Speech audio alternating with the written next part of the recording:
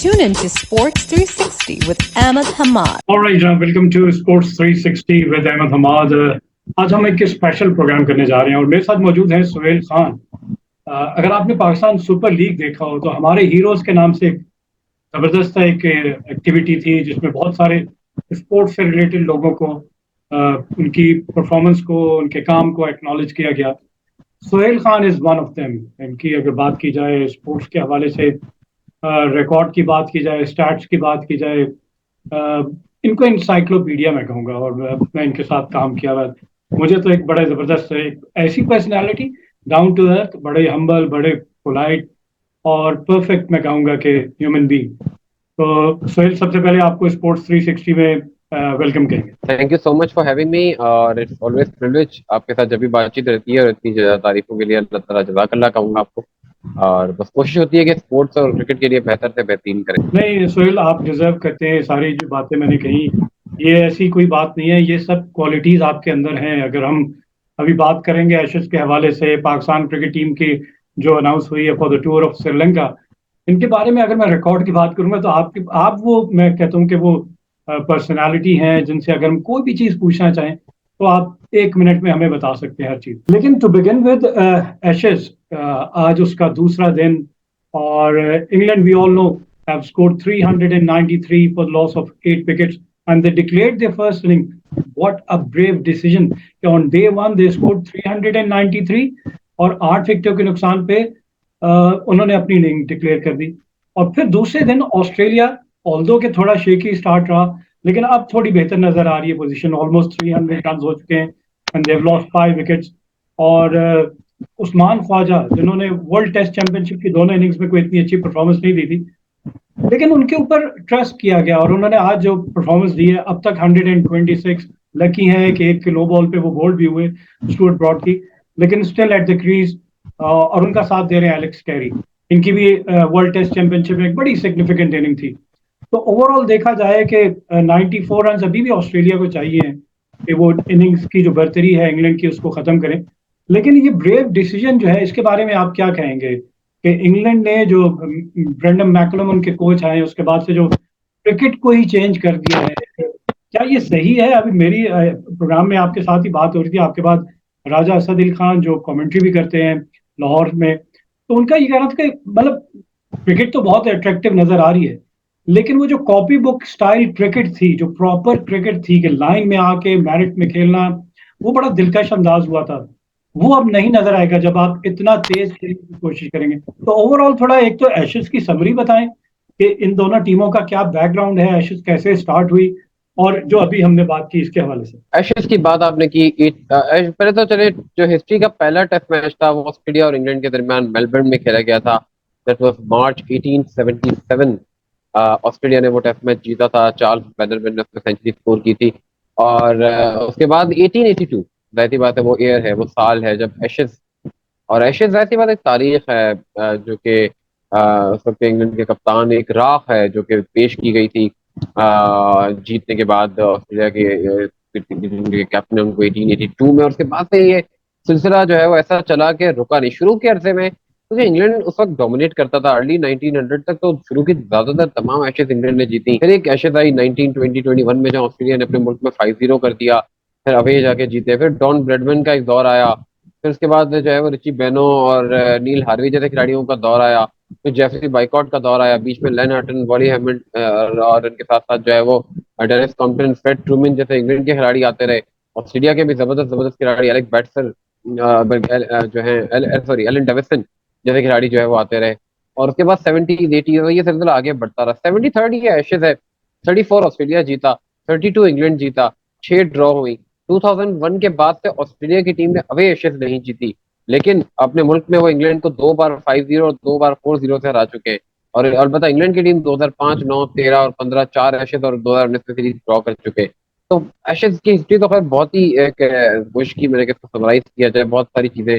अब आपने बात की मैच की, ठीक है, नोट ऑफ ब्रेव डिक्लेरेशन है, सिर्फ छठा मौका है कि टेस्ट मैच के पहले दिन किसी टीम ने जो इस तरीके से इनिंग्स को डिक्लेयर कर दिया पहली इनिंग्स में।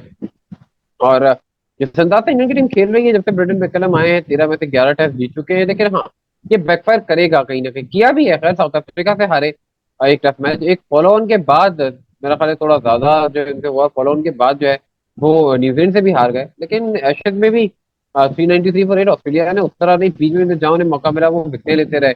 आज भी इंग्लैंड ने अटैकिंग अप्रोच अपनाई, हैरी ब्रुक जैसे खिलाड़ी थे तो उन्होंने बॉलिंग करा दी, लेकिन ऑस्ट्रेलिया ने अपने आप को मैच में रखा हुआ है। ये वही वाली बात थी कि ये जब बस बॉल स्टार्ट हुआ था और इंग्लैंड ने न्यूजीलैंड को 3-0, ऑस्ट्रेलिया 1-ऑफ, फिर एक लास्ट टेस्ट जो रह गया था 2021 का, वो इंडिया से खेले एक टेस्ट में जो 22 में खेला गया था, वो जीते, फिर साउथ अफ्रीका, फिर पाकिस्तान, न्यूजीलैंड। तो असल इम्तिहान ऑस्ट्रेलिया से, तो ऑस्ट्रेलिया मुकाबला कहीं ना कहीं अपने अंदाज से कर रहा है। टेस्ट मैच अभी भी वाइड ओपन है, क्योंकि इतनी बड़ी बढ़ती मुझे नहीं लगता, अगर इंग्लैंड को मिली भी तो मिलेगी, हो सकता है ऑस्ट्रेलिया लीड ले जाए। लेकिन ये बिल्कुल बैकफायर भी कर सकता है, और कुछ जो style of copy book style और जो एक टेस्ट क्रिकेट का हुस्न है, क्योंकि फिर टीमें कहीं ना कहीं चले उस अंदाज से नहीं फॉलो ही कर रही है। बांग्लादेश जैसी टीम ने भी अभी ठीक है अफगानिस्तान के खिलाफ टेस्ट मैच था, लेकिन 5 रन से ज्यादा की औसत से रन करना बनाए थे वहां पे। लेकिन वो हुस्न वाइज देखें तो टेस्ट क्रिकेट के जो लवर्स हैं प्रॉपर, उनके लिए शायद ये चीज इतनी अच्छी ना हो। लेकिन हाँ, जो इंजॉयमेंट और अट्रैक्टिव आपने बात की, उसके वास्ते तो इंग्लैंड की टीम रहती बात है, और जो कर रही है वो लोगों को पसंद भी आ रहा अच्छा सोहेल, हम अगर 70s की और 80s की बात करें और वेस्ट इंडीज की टीम की बात करें, वो इसी तरह एग्रेसिव माइंडसेट के साथ खेलते थे कि बेशक टीम की पोजीशन खतरे वाली हो, लेकिन उनके जो भी बैट्समैन क्रीज पे आते थे वो आते साथ अपने स्ट्रोक्स खेलते थे, फेयरलेस क्रिकेट खेलते थे।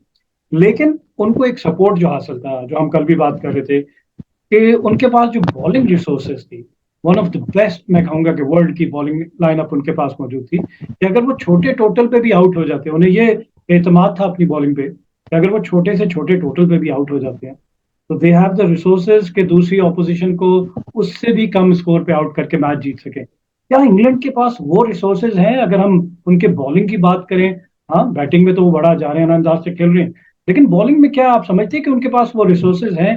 अगर हम वेस्ट इंडीज के स्टाइल ऑफ प्ले की बात करें। है। देखिए, अगर आप एक्सपीरियंस पे जाएंगे ना, तो इस टेस्ट मैच में ओवरऑल जो इंग्लैंड का बॉलिंग अटैक है, मोर देन 1700 विकेट ले चुके हैं। ये एक रिकॉर्ड है कि एक मैच में, एक टेस्ट में एक टीम के इतने बॉलर खेले, उस लिहाज से तो है। लेकिन इस तस्वीर का जो दूसरा रुख जो आप बात कर रहे हैं, ये Anderson Broad toilet on their career चल रहा है। एंडरसन का तो मेरा ख्याल है ये लास्ट ही एशेज है, हो सकता है इसी एशेज के बाद रिटायर हो जाए। 700 विकेट के करीब है। आज भी हमने उनको खेलते देखा, उन्होंने नई गेंद नहीं की। ब्रॉड ठीक है, बहुत अच्छा कर रहे हैं, लेकिन ये सस्टेनेबल नहीं है। आगे चल के बॉलिंग कौन संभालेगा? ऑली रॉबिन्सन है, मैट पॉट्स हैं, जॉश टंग है, George Garton, Saqib Mahmood, Matthew Fisher जैसे खिलाड़ी, मार्क वुड भी है, लेकिन मार्क वुड इंजरी प्रोन है। मार्क वुड ऐसे बॉलर नहीं है कि वो बहुत लंबी और हर सीरीज के हर मैच वो खेले, उन्हें जरूरत के वक्त यूटिलाइज किया जाता है। स्पिनर आप देखें, उनके पास कोई इतना तगड़ा नहीं है। मोइन अली को रिटायरमेंट से वापस ला के खिलाया उन्होंने। उनके पास अगर कोई क्वालिटी स्पिनर होता तो शायद ये चीज ना होती। तो ये आपने बिल्कुल सही बात की कि वेस्ट इंडीज के बाद एक तो आपने कहा बॉलिंग, बिल्कुल, उसके बाद उनके पास कप्तान क्लाइव राइट जैसा कप्तान था। देखिए, स्टोक्स और क्लाइव राइट की कप्तानी, स्टोक्स ठीक है, लेकिन क्लाइव राइट का जो माइंड था, वो कहीं ना कहीं दिमाग का इस्तेमाल बहुत ज्यादा करते थे। ये थोड़ा सा दिमाग का इस्तेमाल तो खैर मैकलम भी अपनी जगह कर रहे हैं, स्टोक्स भी करे, लेकिन कहीं कहीं कुछ डिसीजन से ओवर कॉन्फिडेंस भी छलकता है। ये मतलब ऐसा लगता है कि शायद उनको लगता है कि ये तो हम सब कुछ ही कर जाएंगे। लेकिन वो एक चीज थी जो शायद अभी इंग्लैंड के पास, क्योंकि अब एक चीज मजे की है, अगला जो वर्ल्ड टेस्ट चैंपियनशिप का साइकिल है, इन्होंने अभी जाके इंडिया में भी 5 टेस्ट खेलने हैं, वो भी एक कमाल सीरीज होगी। फिर पाकिस्तान आके दोबारा भी खेलने हैं, 3 टेस्ट खेलने। तो वो एक चीज है, इंग्लैंड की बॉलिंग अभी तो हमें ठीक लगेगी, लेकिन शायद आगे चल के जब यंग बॉलर्स आ जाएंगे तो फिर थोड़ी उन्हें मुश्किलात होंगी, सेटल डाउन होने में टाइम तो लगेगा। आई डोंट नो ब्रॉड कब तक खेलते हैं। Anderson is almost he is 41 now, and yes he is 41 in July. So let's see क्या होता हमने है। इंग्लैंड के इस बस क्रिकेट का हमने एक्सपीरियंस किया, क्योंकि against Pakistan, in Pakistan, at Rawalpindi, on day one they scored more than 500 run, जो कि 114 साल तारीख में क्रिकेट का एक रिकॉर्ड बना। 4 सेंचुरीज स्कोर हुई और बहुत सारी चीजें थी। लेकिन हम ये एक्सपेक्ट कर रहे थे, क्योंकि उस पिच को, रावलपिंडी की पिच को रोड भी कहा गया, इतनी प्लेसेड, इतनी बैटिंग फ्रेंडली पिच थी, और दोनों टीमों ने उसमें ऑब्वियसली रन बनाए। लेकिन मैं एक्सपेक्ट कर रहा था कि top rated team against a good quality team, शायद इंग्लैंड वो उस तरह के नहीं खेल सकेगी। लेकिन हमने यहाँ पे भी देखा कि इंग्लैंड ने जो 393 रन बनाए अगेंस्ट ऑस्ट्रेलिया, तो ऑलमोस्ट 5 रन पर ओवर, तो इंग्लैंड उसी तरह मेंटेन कर रहा है अपना वही aggressive mindset, playing with intent, playing with impetus, और रन स्कोरिंग तो उनके लिए आसान है, क्योंकि दे हैव द रिसोर्सेज। उनके यहाँ जो ब्लास्ट क्रिकेट शुरू हुआ है, जो 100 शुरू हुआ है, उसने बहुत उनकी क्रिकेट को चेंज कर दिया। एक जमाना था इंग्लैंड नहीं इस अंदाज में खेलता था, बाकी दुनिया के ममालिक खेलते थे, लेकिन अब इंग्लैंड सबसे मुख्तलिफ। देखिए 2015 वर्ल्ड कप के बाद हालात बदल गए। 2015 वर्ल्ड कप में इंग्लैंड की टीम क्वार्टर फाइनल से पहले बाहर हो गई, उसके बाद ट्रेवर बेलिस आए और उसके बाद जो क्रिकेट बदली, आप सोचे 400 रन इंग्लैंड की टीम मजे से बना देती है वनडे क्रिकेट में। आज ही बल्कि एक साल पहले उन्होंने 498 भी बनाए थे नेदरलैंड के खिलाफ, फिर 481 भी किया फिर के खिलाफ, 444 पाकिस्तान के खिलाफ किए, तो और भी बहुत दफा उन्होंने किए। तो वो जो उन्होंने अप्रोच अपनाई वनडे को उन्होंने बदल दिया, फिर T20 फिर टेस्ट में भी लेकर आ गए, बहुत फेयरलेस क्रिकेट खेली। और जो मैकलम ने कहा कि जब हम एक साल से एक चीज कर रहे हैं तो हम ऑस्ट्रेलिया की वजह से क्यों रुके। लेकिन बात यह है कि लोग अभी तक एंजॉय कर रहे हैं क्योंकि इंग्लैंड कोई ऐसी मतलब बदतरीन किस्म की या कोई ऐसा बैकफायर उस तरह से नहीं हुआ। लेकिन ऑस्ट्रेलिया के खिलाफ अगर एक भी शिकस्त हुई उनको, तो आपको पता है कि एशेज की हार ये वही है कि जैसे अगर पाकिस्तान इंडिया से हारता है तो जो हम लोग का एक रिएक्शन होता है, सेम राइवलरी मैसेजेस तो आता है, है, फिर सारे ऑब्वियसली हाँ फिर राइवलरी वो है। बस बॉल वगैरह सब भूल जाएंगे लोग, फिर बोलेंगे भाई ये क्या है। हम्म। ये तो बड़ा मजा। लेकिन एक बात फैक्ट है कि ये Ashes one of the best ever होगी। मैंने 2005 के एशेज में कभी नहीं भूलता। आ, उसके बाद से मैंने कभी किसी एशेज को इतनी हाइप नहीं मिलते देखा जितनी इस एशेज को मिली है। तो जो भी कुछ होगा होगा बड़ा thrilling. Okay, coming back to Pakistan cricket Sohail, हमें पता है कि लास्ट जो वर्ल्ड टेस्ट चैंपियनशिप है उसमें पाकिस्तान ने कोई इतना अच्छा परफॉर्म नहीं किया था। लेकिन ये एक नई नई चैंपियनशिप का आगाज हो रहा है 2023 से लेकर 2025, और पाकिस्तान इस वर्ल्ड टेस्ट चैंपियनशिप में अपनी आगाज करने जा रहा है अगेंस्ट श्रीलंका इन श्रीलंका। दो टेस्ट मैचेस हैं। जो टीम पाकिस्तान की अनाउंस हुई है उसमें थोड़े से सवालिया निशान खड़े हो गए हैं। एक तो हसन अली के किस परफॉर्मेंस की बुनियाद पर उनको दोबारा टीम में वापस ले लिया, क्योंकि उनको निकाला इसीलिए गया था कि ना वो आउट ऑफ फॉर्म थे, परफॉर्म नहीं कर पा रहे थे, विकेट्स नहीं ले पा रहे थे। नजर नहीं आ रहा था कि उनकी बॉल में कोई इतना वो बात रह गई है कि वो बॉल बैट्समैन स्ट्रगल करें। और फिर इसी तरह शान मसूद की बात की जाए, शान मसूद इंग्लैंड में डर्बी शायर काउंटी से खेलते हुए जबरदस्त परफॉर्मेंस दी, डबल सेंचुरी। लेकिन फिर सिलेक्शन कमेटी का समझ नहीं आया कि एक ऐसा बैट्समैन जो बड़े फॉर्मेट में अच्छा परफॉर्म कर रहा है उसको T20 के लिए सिलेक्ट कर लिया। हालांकि वो T20 के लिए सूट नहीं करता था, और वही हुआ कि वो T20 में भी फेल हुए और इवन वनडे में भी फेल हुए। अब चूंकि उनको दोबारा टेस्ट मैच में एक ऐसा बैट्समैन जो दो फॉर्मेट में फेल हुआ, दो ऑन कॉन्फिडेंस, क्या वो कर पाएगा, अच्छा परफॉर्म कर पाएगा on this test series against the Sri Lankan, जहां परबत जयसूर्या एक लेफ्ट आर्म लेग स्पिनर अपने डेब्यू टेस्ट मैच में उन्होंने 10 से 12 खिलाड़ियों को आउट किया। और साथ ही साथ अगर एक और बात की जाए तो मोहम्मद रिजवान तो नहीं खेलते हुए नजर आ रहे। वजह क्या है कि उनकी फॉर्म नहीं थी, जिसकी वजह से सरफराज को टीम में जगह दी थी, और सरफराज जैसा आपने कहा कि एक सेंचुरी और 3 सेंचुरियां स्कोर की थी, वही फर्स्ट चॉइस होगी। क्या ये बेहतर ना होता कि मोहम्मद रिजवान की जगह Hasibullah who is from Balochistan और पाकिस्तान का एक अपकमिंग टैलेंट है, उनको मौका दिया जाता, उनको ग्रूम किया जाता?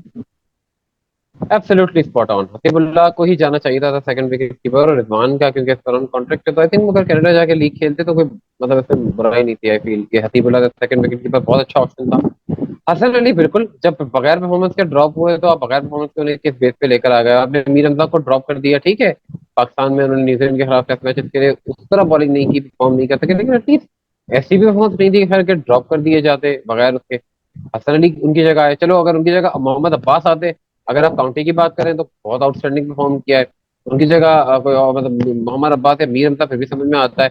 हसन अली की जगह तो काउंटी में भी वारिक शाह के लिए कोई ऐसी परफॉर्मेंस नहीं थी, ठीक है सो रही है परफॉर्मेंस, लेकिन कोई ऐसी नहीं थी कि उनका कमबैक कराया जाता। शान मसूद को मैं समझता हूँ ये दो टेस्ट मैच बहुत इंपॉर्टेंट है उनके लिए। ठीक है उन्हें लाया गया, जब अजहर अली रिटायर हुए वो खेले, न्यूजीलैंड के खिलाफ भी खेले, उस तरह से नहीं उन्होंने जो है वो परफॉर्मेंस दी, वो बस बॉल के स्टाइल में खेलना चाह रहे थे, क्या चाह रहे थे खैर। लेकिन ये दो टेस्ट उनके लिए इंपॉर्टेंट है, अगर वो यहाँ रन करते हैं तो वेल एंड गुड, वरना फिर आई थिंक उनका जो मामला है फिर वो काफी अच्छा, क्योंकि हुरैरा भी आ गया, उमर बिन यूसुफ ऑलमोस्ट रेडी हो गए हैं बिल्कुल, समझे उन्होंने, वो भी दरवाजे पे ही हैं, अगर बिल्कुल बस उन्हें एंटर होना है दरवाजे के। हुरैरा तो आ ही गए हैं टीम में, तो मेरा ख्याल है शान मसूद के लिए मेक इट और ब्रेक इट है ये दो टेस्ट मैच, अगर उन्हें मिलते हैं कि वो रन करें। हालांकि 2015 में बहुत शानदार 122 रन उन्होंने बनाए थे, हाईएस्ट सक्सेसफुल रन चेस कराया था पाकिस्तान के यूनुस के साथ, यूनुस खान के साथ मिलके, तो दैट वाज ब्रिलियंट। और उसके बाद से ठीक है अभी भी यॉर्कशायर के लिए 95 नॉट आउट किए, 50 की, अच्छा खेले। तो होप्स हो के वो रन करें, जगह बनाए, बना उमर बिन यूसुफ और सऊ शकील ऑलमोस्ट रेडी हो गए कि बाबर आजम के साथ जो है वो अब मिडिल ऑर्डर को संभालेंगे। मुझे एक और चीज यहाँ समझ नहीं आई, आपने मोहम्मद नवाज को भी शामिल कर दिया, ऐसा क्यों, इंजरी उनको हुई न्यूजीलैंड के खिलाफ, वो नहीं अवेलेबल थे, आपने उनको जो है वो डायरेक्ट शामिल कर लिया। आपके पास कोई ऑफ स्पिनर नहीं है, श्रीलंका के पास लेफ्ट हैंडर थे, आपके पास नहीं है, हालांकि ऐसा नहीं है कि है नहीं, साजिद खान है, साजिद हाँ, खान ने आप अच्छा किया है बांग्लादेश। सलमान अली आगा पे रिलाय कर रहे हैं आप। आप ये देखें ना, सलमान अली आगा पे आप टेस्ट मैच में ठीक है उन्होंने बॉलिंग की है, लेकिन वो उस तरह के ठीक है ऐसा जनरली यूज करने के लिए तो ठीक है, लेकिन वो एक ऐसे ऑफ स्पिनर नहीं है कि उन्हें ऐसा फ्रंट लाइन ऑफ स्पिनर समझ ले। उन्होंने रन बैटिंग में किए हैं और जिसकी वजह से वो अपनी जगह तो बरकरार है। लेकिन यहाँ पर साजिद खान अगर होते तो आपके पास अबरार, नोमान और साजिद, तीन बड़े कमाल ऑप्शन आ जाने थे, और फिर आप उनमें से सेलेक्ट करते, दो को खिलाते। सलमान अली आगा ने खेलना ही खेलना। नवाज की सिलेक्शन भी मुझे टेस्ट क्रिकेट में समझ नहीं आई। ठीक है उन्होंने पहले भी खेला, इतना नहीं उसको वो कर सके। मेरा ख्याल है साजिद खान भी हो सकते थे टीम में, तो बाकी तो ठीक है। अब्दुल्ला शफीक के लिए भी इम्तिहान है, जितना वो लास्ट ओवर ऑफ श्रीलंका में जो इनिंग खेली थी उसके बाद से उनकी फॉर्म उतनी नहीं रही है। और शान मसूद के लिए भी इम्तिहान है, हसन अली का तो कुछ समझ में नहीं है, शाहीन शाह अफरीदी भी वहाँ सिर्फ लीग्स खेले, कोई फर्स्ट क्लास नहीं खेले। ये बात ध्यान में रखिएगा, वर्ल्ड कप का साल है। आपने एक तो उन्हें उनके वर्कलोड को मैनेज उस तरह नहीं किया, आपने रेगुलर क्रिकेट खिला दी, पीएसएल और फिर न्यूजीलैंड सीरीज और फिर उसके बाद इंग्लैंड जाके ब्लास्ट, अगर श्रीलंका जाके फिर वहां से 100 खेलने दोबारा इंग्लैंड चले जाएंगे। तो ये सारी चीजें भी ध्यान में रखनी है। आपके मेन बॉलर है शाहीन शाह अफरीदी। तो लेट्स सी, अल्लाह ताला बेहतर जरूर करे, लेकिन हाँ, ये बहुत सारे मामला हैं जिन पे सवाल तो उठते हैं। अब सवालों के जवाब तो हमें सीरीज में मिलेंगे। जयसूर्या की बात आप कर रहे हैं, रमेश मेंडिस हैं और थिक्शाना है, ये जिस तरह की बॉलिंग फॉर्म में है। और वैसे भी पाकिस्तान का जो वर्ल्ड चैंपियनशिप का साइकिल है अवे, उसके बाद हमें ऑस्ट्रेलिया और साउथ अफ्रीका से अवे खेलना है, होम हम वेस्ट इंडीज, बांग्लादेश और इंग्लैंड से खेलेंगे। पहली सीरीज लग आसान शायद रही हो लोगों को, लेकिन है नहीं। Sri Lanka will start as a just just just just favourite I think. अच्छा, आप सोहेल श्रीलंका को फेवरेट करार दे रहे हैं, मतलब जस्ट, पाकिस्तान की लेकिन बैटिंग जस्ट दे रहा हूँ। जस्ट जस्ट पाकिस्तान की फिर भी आप बैटिंग दे जो रहे है, हैं। हाँ, देख ही रहा हूँ। देखिए श्रीलंका की जो टेस्ट है ना अपने मुल्क में बड़ी कंसिस्टेंसी रही है। आपकी ये जो टीम है बैटिंग, आप यही ध्यान में रखिएगा कि जो लास्ट टाइम आप श्रीलंका में एक टेस्ट मैच जीते थे वो कैसे जीते थे। एक तो आउटस्टैंडिंग इनिंग अब्दुल्ला शफीक की थी, एक इनिंग बाबर आजम की थी पहली इनिंग में। सेकंड टेस्ट मैच आप वहां हारे थे, वो टेस्ट मैच शायद पाकिस्तान को जीत जाना चाहिए था। और अपने मुल्क में जिस तरह श्रीलंका ने रिसेंटली परफॉर्मेंस दी, उनकी टेस्ट टीम सेटल्ड है, वो ऑस्ट्रेलिया को भी हरा चुके हैं। उन्होंने रिसेंट टाइम्स में जो भी उनके खिलाफ सीरीज हुई है वो अच्छा खेले।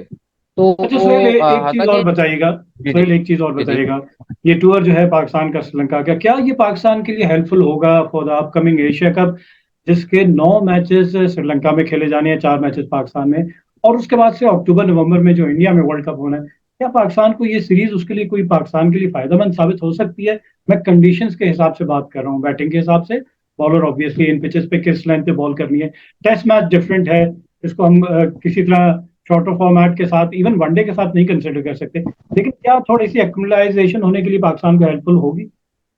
एब्सोल्युटली होगी। एशिया कप के हवाले से भी होगी और कहीं ना कहीं इंडिया के लिहाज से भी होगी। और कुछ बातें हुई थी कि इसको वनडे में तब्दील किया जाए, नहीं कोई बात नहीं, इट्स फाइन। हम अगस्त में वैसे ही कोई न्यूज आ रही है कि शायद वनडे सीरीज भी आई जाएगी कोई ना कोई, खैर वो पाकिस्तान में हो जाएगी।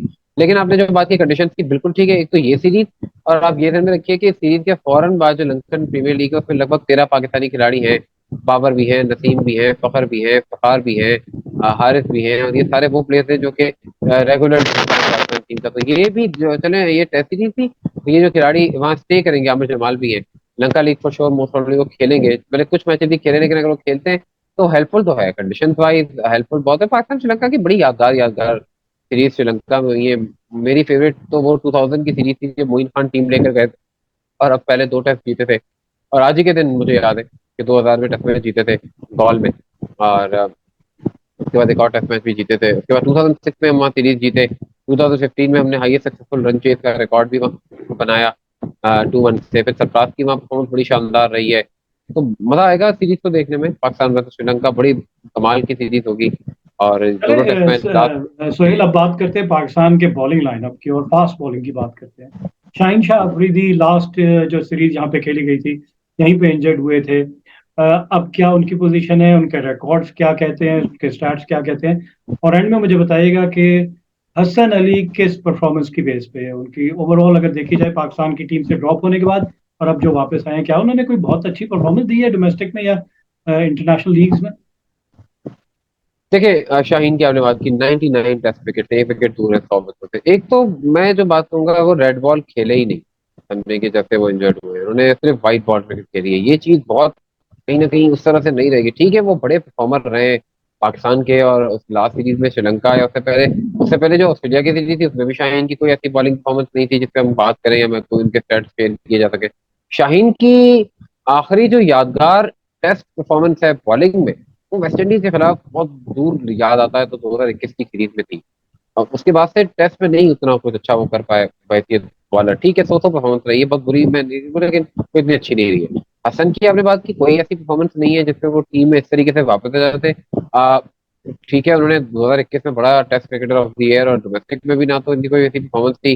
और वॉरिकशायर रहता कि काउंटी से खेल रहे हैं, उनकी काउंटी भी ठीक ठीक परफॉर्म कर रही है। हसन अली वहां पे परफॉर्मेंस, ऐसी परफॉर्मेंस तो नहीं है कि अगर आप काउंटी परफॉर्मेंस का कोई अगर लॉजिक मिलती है कि कोई काउंटी में खेले, तो भाई काउंटी में तो मोहम्मद अब्बास खेले हैं। और आई स्टिल फील कि अब्बास को आप इस टीम के साथ रखते हैं। अब्बास को अगला टूर ऑस्ट्रेलिया का कराएं, जिस तरह की वो बॉलिंग फॉर्म है। ठीक है, श्रीलंका में शायद कंडीशन उनको इतना नहीं सूट करेंगी, लेकिन ऑस्ट्रेलिया में तो करेंगी। तो आई फील अब्बास को होना चाहिए था, क्योंकि ना शाहीन और हसन अली की रेड बॉल के साथ कोई परफॉर्मेंस नहीं है। नसीम शाह भी इंजरी प्रोन रहे, आपको याद होगा लास्ट होम सीजन में इंजरीज उनको हो गई थी। हाँ, अलबत्ता अगर आप व्हाइट बॉल की परफॉर्मेंस को हम देखेंगे तो नसीम शाह की परफॉर्मेंस नजर आएंगी। शाहीन की भी ब्लास्ट में कोई इतनी अच्छी परफॉर्मेंस नहीं है, पीएसएल में ठीक रही थी, न्यूजीलैंड के खिलाफ भी बेहतर रही थी। लेकिन हाँ, रेड बॉल में अनफॉर्चुनेट है। तो हमारा फास्ट बॉलिंग अटैक जो नामों के लिहाज से तो नजर आ रहा है, लेकिन रिसेंट परफॉर्मेंस पे मुझे कोई इतनी ग्लिम्पसेस नहीं नजर आते इनमें। राइट सोहेल खान, बहुत बहुत शुक्रिया। एक एक्सक्लूसिव हमने प्रोग्राम किया on Ashes and obviously Pakistan squad जो कि अनाउंस हुआ for the tour of Sri Lanka, और उम्मीद है आपके साथ ये राब्ता रहेगा, और बहुत अच्छा लगा आपके साथ प्रोग्राम करने में। Sure, thank you so much for having me. It's a privilege to be a part of your show, and anytime for you, whenever you want me. हमेशा हाजिर हूँ। And on this note, we come to the end of our show.